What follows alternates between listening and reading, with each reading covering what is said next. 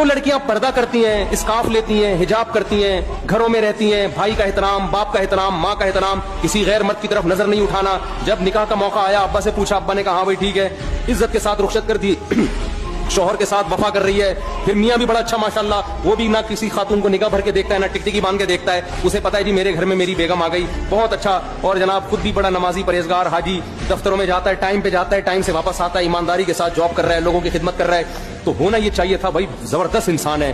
لیکن اس کو لبرل لوگ، پڑھے لکھے لوگ کیا کہیں گے؟ ایک نمبر کا کیا ہے؟ دقیانوس. گرل فرینڈ بوائے فرینڈ رکھ رہے ہیں لوگ، لڑکیوں سے دوستیاں ہو رہی ہیں، یونیورسٹیوں میں کو ایجوکیشن سسٹم ہے، فیمیل ٹیچر پڑھا رہی ہے اور لڑکے پڑھ رہے ہیں. اس کو ماڈرنزم سمجھا جاتا ہے، اس کو سمجھاتے یہ اچھا معاشرہ ہے جہاں عورت کی عزت ہو رہی ہے. سمجھ میں آ رہی ہے بات؟ برقع پہنا دیا عورت کو، او ہو یہ لوگ تو ظالم ہیں. ابے عورت کو کمبختو برقع پہنا کے مردوں کی عیاشی رکتی ہے، عورت کی نہیں رکتی.